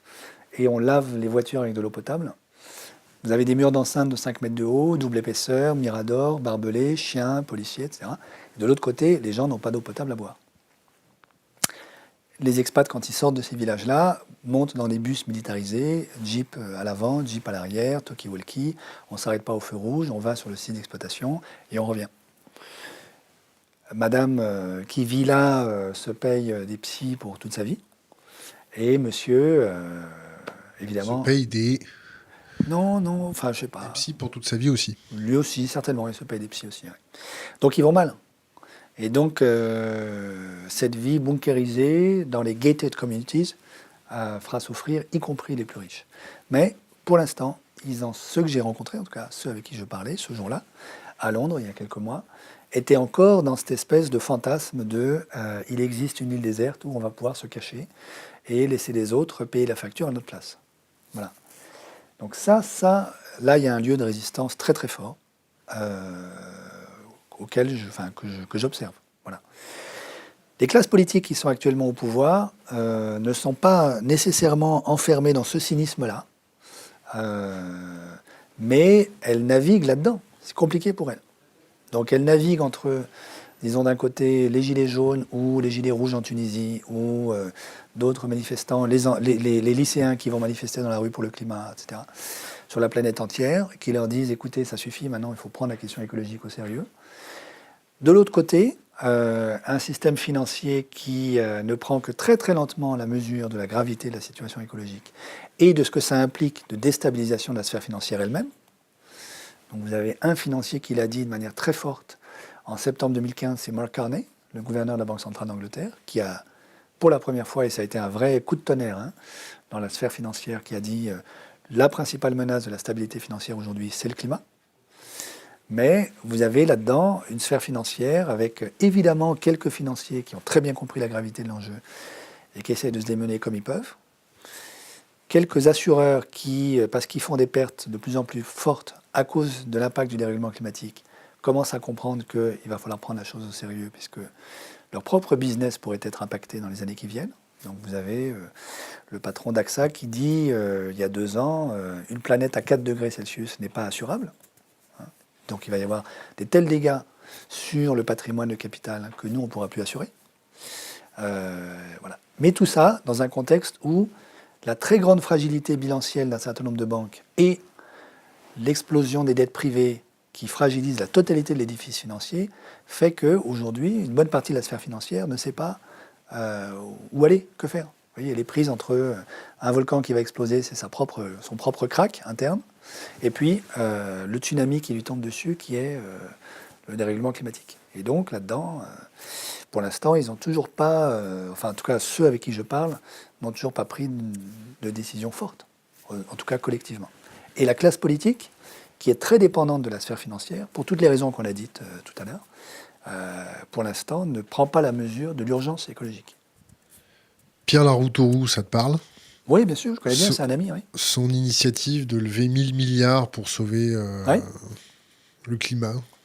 C'est du wishful thinking, 1000 milliards, c'est pas assez. Quand tu dis que cette transition écologique, ça va durer 100 ans et ça va coûter très très cher, ça coûte combien? Les chiffres, alors il y a une bagarre de chiffres. Alors, en gros, si on veut, donc il faut redonner les enjeux. Les enjeux, c'est L'accord de Paris, la COP 21, décembre 2015, la communauté internationale s'engage à faire en sorte que l'augmentation de la température moyenne à la surface de la planète à la fin du siècle n'excède pas plus de degrés Celsius. Il est vraisemblablement trop tard pour qu'on reste en dessous des 2 degrés. La vraie question, c'est comment rester le plus proche possible des plus de degrés. Combien ça va coûter? C'est entre, disons, 50 000 et 90 000 milliards de dollars pour les 15-20 années qui viennent. Donc c'est de l'ordre du PIB mondial, étalé sur 15 ans. Donc ça fait beaucoup d'argent. Est-ce qu'on a cet argent? La réponse est oui. Est-ce que la sphère financière est prête à le financer? La réponse est non, aujourd'hui. Alors quand tu dis cet argent-là, oui, c'est-à-dire qu'on a la capacité de la créer, de faire de la dette. Alors, on a tous les moyens. On a la capacité de le créer et on a la capacité aussi d'aller le chercher, parce qu'il existe déjà. Je veux dire, la monnaie qui circule sur la planète aujourd'hui, c'est plus de 240 000 milliards. Parce que c'est de l'argent qui a été créé par les banques centrales, en particulier au cours des 10 dernières années, à la faveur des politiques monétaires non conventionnelles, dites du quantitative easing, d'assouplissement quantitatif, qui ont inondé les marchés interbancaires de liquidités et qui ont permis aux banques elles-mêmes de créer énormément d'argent pour aller jouer sur les marchés financiers. Donc il y a énormément d'argent qui circule. Il n'y a jamais eu autant d'argent sur la planète qu'aujourd'hui. Simplement, il est capté par le trou noir qui s'appelle les marchés financiers, où cet argent ne sert pas parce qu'il n'est pas investi dans l'économie réelle. On a plus de 90% aujourd'hui des transactions financières sur les marchés financiers qui sont des transactions entre financiers qui ne concernent pas l'économie réelle. Voilà. Et donc, on peut aller chercher cet argent, ce capital qui existe déjà. Comment? En faisant de la régulation financière et en médiocrisant, si je puis dire, le rendement des opérations purement spéculatives. Une fois que ça ne rapportera plus rien, cet argent-là va revenir vers l'économie réelle. Ça, c'est évident. Je ne dis pas que c'est facile, je ne dis pas qu'on peut le faire en 2 jours, mais disons, dans les grands principes, ça, c'est une option. Deuxième option, utiliser le pouvoir de création monétaire qui est à notre disposition, que nous avons. Et vu la gravité des enjeux, si on se dit que ce qui est en jeu, c'est ne pas arriver dans une situation où la survie de l'espèce humaine serait elle-même menacée, je crois que ça vaut la peine de se poser la question de savoir si la création monétaire ne peut pas être un outil utile pour financer à la fois la transition et l'adaptation au dérèglement climatique déjà embarqués. Alors c'est là que les propositions du type La Roture Rouge, Jean Jouzel deviennent intéressantes. En fait, avec un ami qui s'appelle Alain Grandjean, il y a 7-8 ans, on avait déjà fait cette proposition, qui consistait à dire, écoutez, la Banque Centrale Européenne crée aujourd'hui des milliers de milliards pour les banques, pourquoi ne créerait-elle pas de l'argent pour financer des investissements verts? Bon. Et j'ai moi-même fait une proposition au comité des experts pour le débat national sur la transition écologique, qui avait été initié par Delphine Batho, à l'époque, la ministre, qui était la suivante. Ce qu'on a fait avec la Société de financement de l'économie française, la SFEF, que je vais décrire dans un instant, pour sauver les banques en 2008, on pourrait le faire pour sauver la planète. Qu'est-ce qu'on a fait en 2008? En 2008, on a créé la SFEF en quelques jours. La SFEF, c'est une société de droit privé, abondée par les banques, qui avait la garantie publique. Qu'est-ce qu'elle a fait avec le capital des banques? Elle a emprunté sur les marchés financiers, au taux de la dette publique française, donc quasi nul, de l'argent qu'elle a reprêté aux banques. À un moment où les banques étaient tétanisées par on est à ce moment-là en novembre 2008, tétanisées par la faillite de Lehman Brothers, se disent je ne peux plus prêter à ma voisine parce que peut-être que ma voisine va faire faillite demain matin. Donc on plaçait dans une espèce de coma total le marché interbancaire, de sorte qu'il n'y avait plus aucune transaction interbancaire possible. Pour éviter le collapse généralisé, et en particulier la faillite de nos 4 champions nationaux, qui sans ça n'auraient pas survécu à la Saint-Sylvestre 2008, l'État, à ce moment-là, construit en quelques nuits la SFEF, société de droit privé, qui emprunte sur les marchés avec la garantie publique, donc au taux d'intérêt de la dette française, donc quasi nul. Et prête, en un an, plus de 70 milliards aux banques pour qu'elles puissent passer la Saint-Sylvestre. Ceci n'a pas été enregistré dans la dette publique, parce que c'était une société de droit privé.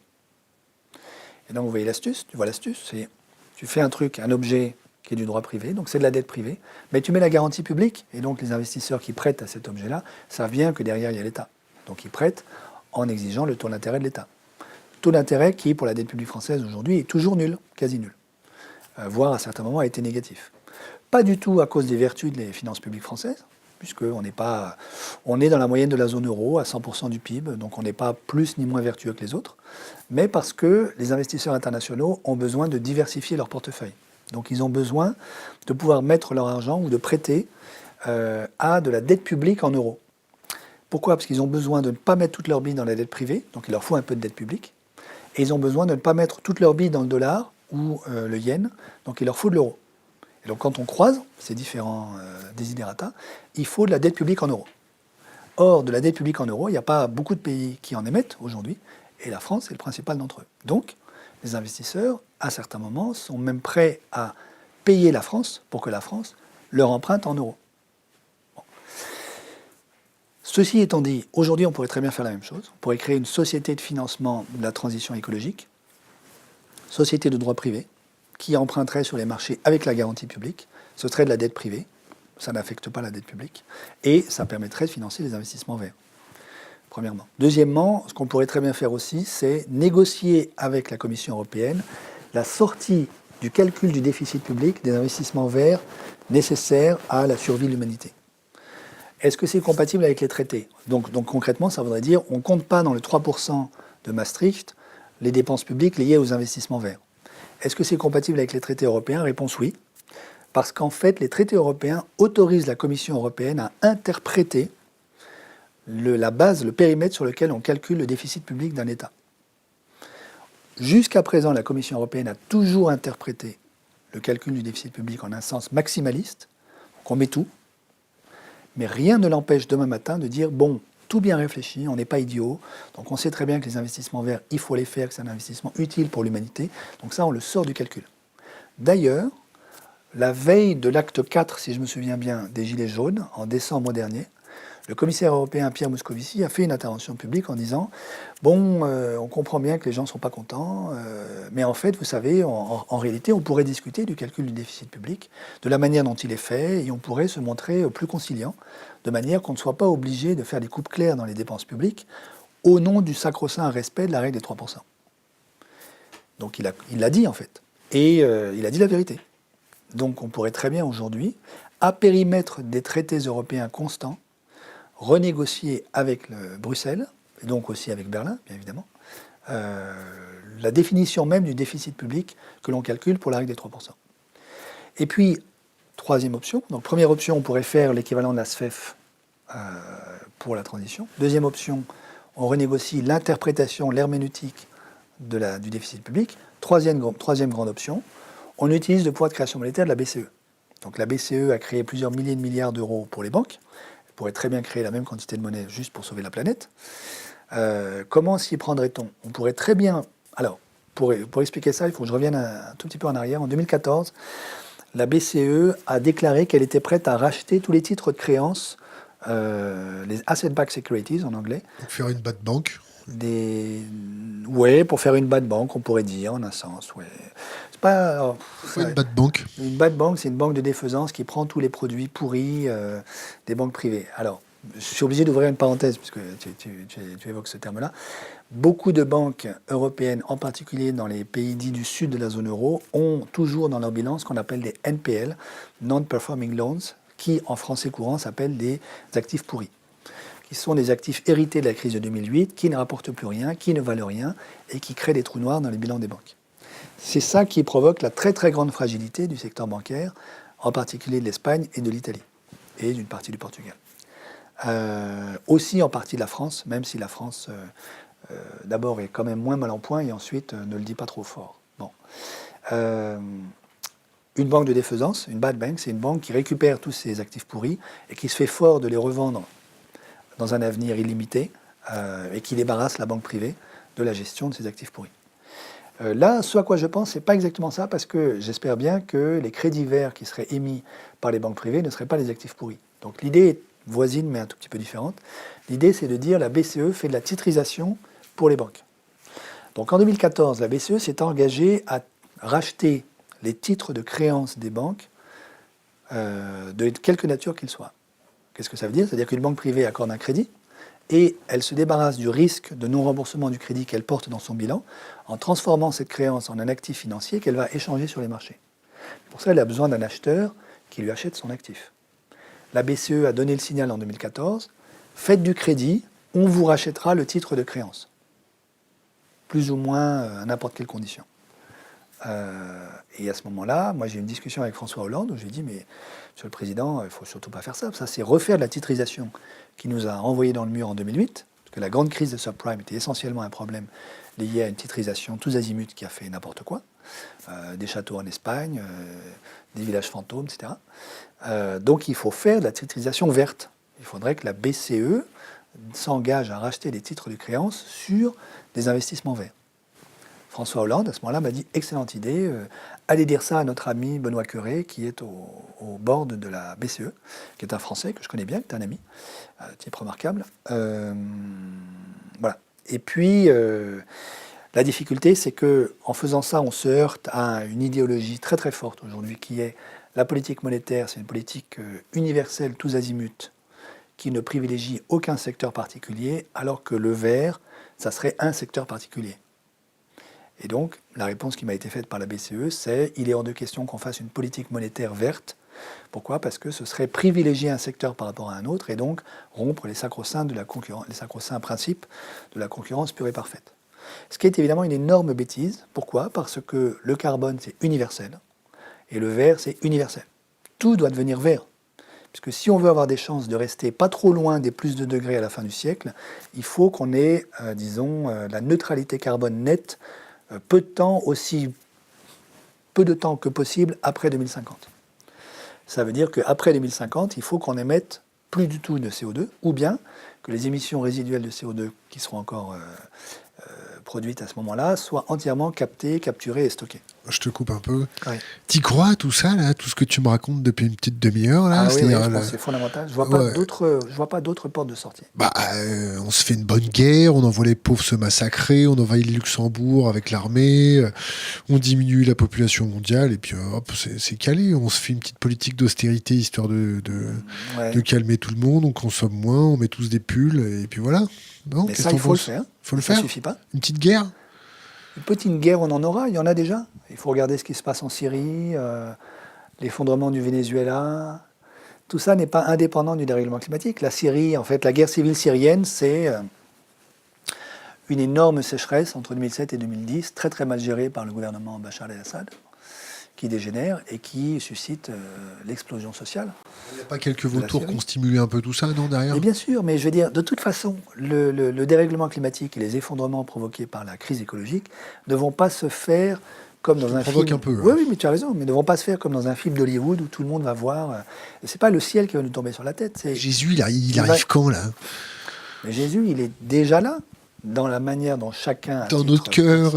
Oui, dont chacun prend conscience de la gravité de la situation et du fait qu'il y a, d'une certaine manière, c'est ce que tu dis, il y a deux grandes options. Il y a l'option chacun pour soi et Dieu reconnaîtra les siens. Dieu pour tous. C'est l'option de la violence, la guerre de tous contre tous, et le fantasme d'une petite île déserte où je pourrais aller me cacher avec mes enfants. Et il y a l'option de on s'en sortira pas si on ne réapprend pas tous collectivement très très vite à être solidaires, à travailler ensemble, à créer des communs, de l'économie circulaire, de la permaculture, etc. Mais ça va aussi avec une puissance publique qui accepte de financer les infrastructures vertes dont on a besoin. Sinon, on n'y arrivera pas.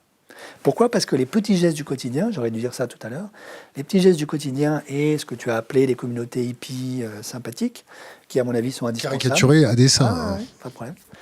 Ça nous permet de faire quoi ? Ça diminue notre empreinte carbone de 20%, 25% si on est héroïque. On met beaucoup de pulls, plus d'avions, plus de viande rouge, plus de viande blanche, etc. Mais 25%, ça ne suffit pas, il faut passer à zéro. Donc il ne suffit pas de passer de 100 à 75, il faut passer de 100 à zéro. Et pour ça, il faut que la totalité de l'électricité qu'on consomme, celle de ce truc qui m'éclaire, tout ça, la caméra, tout ça, ça provient d'énergie renouvelable. Ce n'est pas le cas aujourd'hui. L'énergie renouvelable, comme tu l'aimes à les appeler, quand on en discute avec les énergéticiens, ça les fait marrer. Quand on discute avec 2-3 autres, ils nous disent qu'il y a beaucoup de greenwashing, green bullshit. Tout à fait. Ça me permet. J'ai pas fini d'ailleurs ma petite démonstration tout à l'heure sur la BCE, mais. Tu dois partir à quelle heure déjà ? Midi et quart, donc dans 20 minutes. Juste, je termine ma petite démonstration de tout à l'heure. La BCE, qu'est-ce qu'elle devrait faire ? Et ça me permettra d'embrayer sur le greenwashing. Ce que devrait faire la BCE, c'est racheter les titres de créances vertes des banques. Comme ça, les banques ne portent aucun risque dans leur bilan. Elles peuvent faire du crédit vert autant qu'elles veulent. Ce n'est pas elles qui assument le risque, et c'est la BCE qui assume le risque. Évidemment, si la BCE fait des pertes, normalement, d'après les règles de l'euro, elle doit être recapitalisée par les pays de la zone euro au prorata de leur propre PIB. Bon, et c'est évidemment ça aussi qu'il faut renégocier.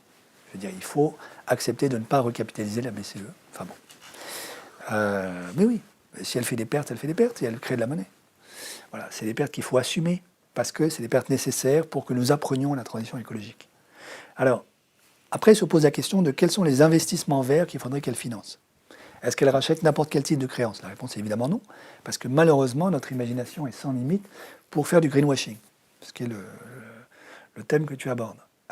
Aujourd'hui, par exemple, je crois malheureusement que la totalité des investissements qui sont financés par ce qu'on appelle les green bonds, les obligations vertes, sont du greenwashing.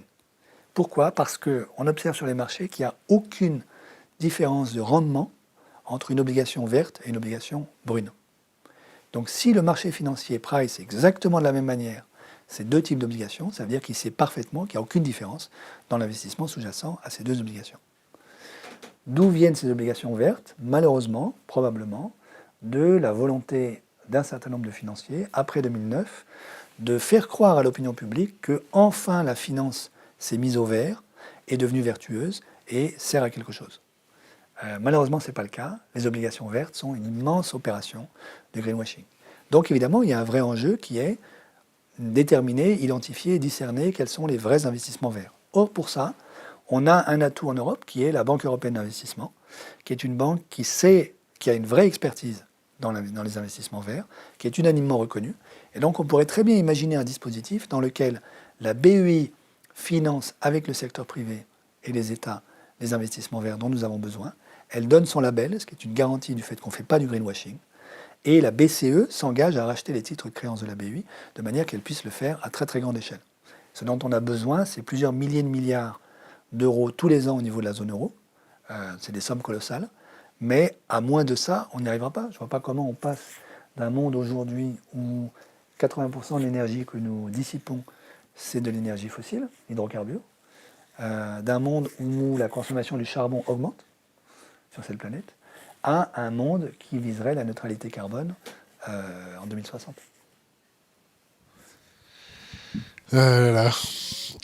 Question d'Internet.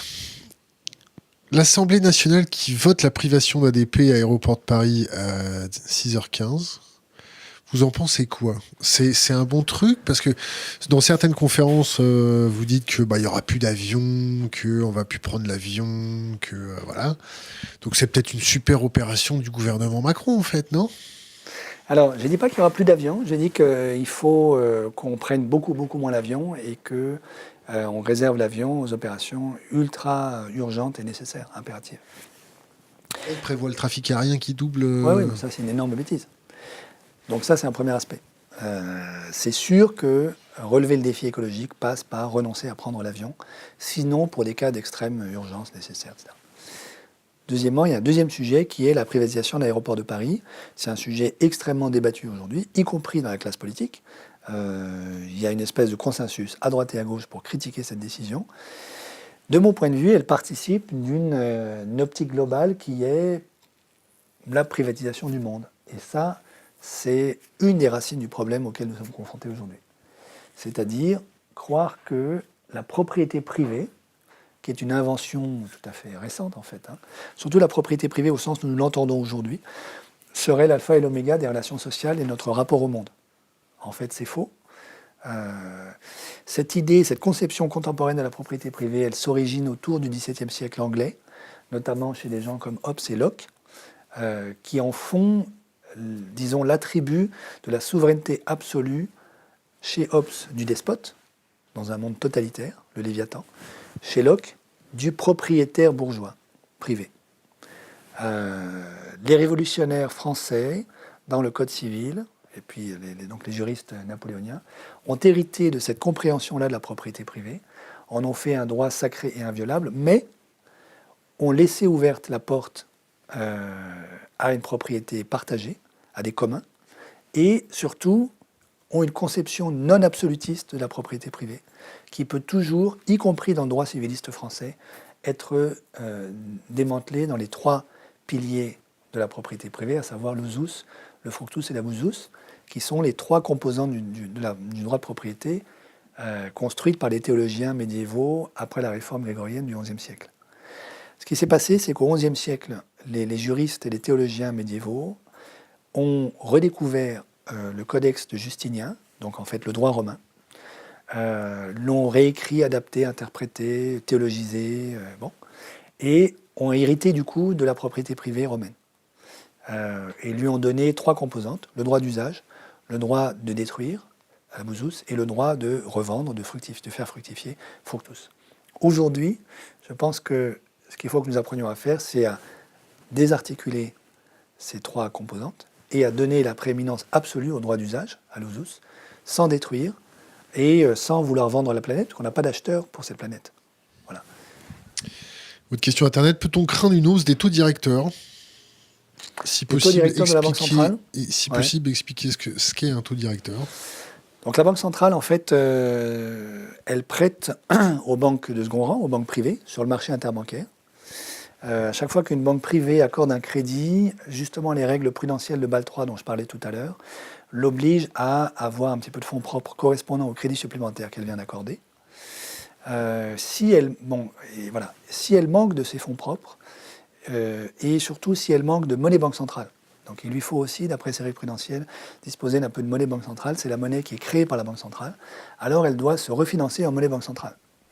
La monnaie banque centrale, c'est la monnaie que vous et moi, nous n'avons jamais vue, sauf si vous avez été banquier, parce que c'est la monnaie qui ne circule que dans le marché interbancaire, entre la banque centrale et les banques.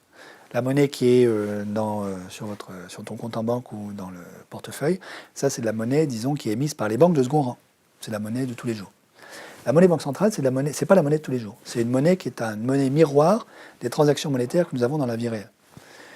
Les banques, à chaque fois qu'elles font des transactions dans la vie réelle, doivent faire des transactions miroirs, en reflet, entre elles, en monnaie banque centrale. Donc par exemple, lorsque moi j'achète un appartement, admettons que je t'achète un appartement, en fait, je vais demander à ma banque de créditer ton compte de dépôt de l'argent que je te paye. Ton compte de dépôt, il est dans une autre banque. Donc ma banque à moi, admettons que sur la banque A, doit créditer ton compte de dépôt dans la banque B de la somme que je paye pour acheter ton appartement. En fait, elle a 15 jours, ma banque, pour normaliser sa situation vis-à-vis de ta banque, de la banque B. Simplement, pendant ces 15 jours, il est très probable que la banque B elle-même fasse des opérations dans l'autre sens avec d'autres clients de la banque A, pas forcément moi, mais quelqu'un d'autre. Donc plutôt que de tout faire à chaque fois, en reflet, en miroir, de toutes les transactions qu'il y a dans l'économie réelle, ce qui serait monstrueux, tous les 15 jours, en gros, les banques, entre elles, apurent leur position. C'est-à-dire qu'elles font le net uniquement. Admettons que ma banque A, pour ton appartement, doive 100 à ta banque, à la banque B, mais dans le même temps, la banque B doit 75 à ma banque A, à moi. Donc, dans 15 jours, ce que va faire la banque A, c'est juste donner 25 à la banque B. Cette transaction-là, elle s'opère en monnaie banque centrale, pas en monnaie de tous les jours. Cette monnaie banque centrale, si elle n'en a pas assez, elle est obligée de l'emprunter soit auprès des autres banques, soit auprès de la banque centrale. À quel taux? Essentiellement, pour aller vite, au taux directeur fixé par la banque centrale. Donc la banque centrale, avec ce taux directeur, elle contrôle en fait l'aptitude des banques privées à accorder du crédit. Quand elle augmente le taux directeur, ça rend les crédits plus coûteux pour les banques privées, puisque ça rend plus coûteux pour elles le fait de se refinancer en monnaie banque centrale. Quand elle baisse ce taux, ça rend le crédit moins coûteux. La Fed aux États-Unis est en train aujourd'hui d'essayer de sortir des politiques monétaires non conventionnelles qu'elle a mises en œuvre pendant des années, en augmentant son taux progressivement. La BCE, pour l'instant, ne le fait pas. Et je ne crois pas du tout qu'elle puisse le faire dans les mois qui viennent, à cause justement de la fragilité bilancielle de toute une série de banques dans la zone euro. Ouais, la déflation, c'est bien. Hein. Le japonais, il a connu ça, il ne sait pas comment en sortir. On va expérimenter ça en Europe, ça va être bien. Alors, autre question Internet. Que pensez-vous des mouvements de désobéissance civile, vous qui avez fait vœu d'obéissance? Alors, donc moi j'ai fait vœu d'obéissance auprès de mes autorités religieuses. Personne n'est parfait. Hein. Alors je cumule, tu vas me dire, parce que je suis religieux, puis je suis aussi fonctionnaire, haut fonctionnaire, donc j'ai un devoir de réserve vis-à-vis de l'État, etc. Macron, c'est ton copain? C'est mon président, c'est le président de la République. Donc tu peux rien dire? Donc, j'ai un devoir de réserve vis-à-vis du président, ce qui est normal. Euh, la- Est-ce que les religions, c'est pas un peu caduque Est-ce que l'homme n'a pas besoin de se défaire de la religion une bonne fois pour toutes pour se réapproprier son destin? Je ne crois pas du tout. Pour la raison suivante, c'est que le sens profond du vœu d'obéissance religieux, c'est le suivant, c'est que je pense que nous faisons tous l'expérience, toi comme moi, les gens qui nous écoutent, que nous avons un désir de vie profond qui nous habite. Mais que moi, je ne sais pas exactement où me conduit ce désir. Donc le doute. Non, c'est pas une question de doute, c'est une question de... C'est le problème de « mon fils, tu feras Polytechnique ». Le père qui dit ça à son fils est un salaud. Parce qu'il ne sait pas si son fils sera heureux, si Félix. Peut-être qu'il sera très malheureux. Peut-être qu'il a envie de faire les beaux-arts. Ça, c'est le désir de vie profond du fiston. Ou de la fille, peu importe. Et donc, lui-même non plus ne sait pas. À 15 ans, il ne sait pas s'il sera heureux d'aller à l'X ou d'aller faire les beaux-arts, en gros. À part de rares exceptions d'adolescents très très mûrs, quoi. Donc, j'ai besoin de découvrir où me conduit mon désir profond. Le vœu d'obéissance religieuse, c'est je crois que d'obéir à mon désir de vie profond, c'est ça qui me rend heureux. Donc ce n'est pas une espèce d'aliénation à une hétéronomie fondamentale qui serait, je ne sais pas quoi, une espèce de QG de religieux qui contrôlerait le monde quelque part au Vatican. C'est je fais l'expérience que je ne suis pas transparent à moi-même, qu'il y a un fantasme de transparence dont il faut faire le deuil, et que je souhaite être obéissant au désir de vie qui est en moi pour être heureux. Qu'est-ce que ça veut dire être obéissant au désir de vie qui est en moi? Comme je fais l'expérience que je ne suis pas transparent, ça passe par d'autres. J'ai besoin de la médiation d'autrui pour apprendre petit à petit où me conduit mon désir. La psychanalyse, dans son domaine à elle, ne fait pas autre chose.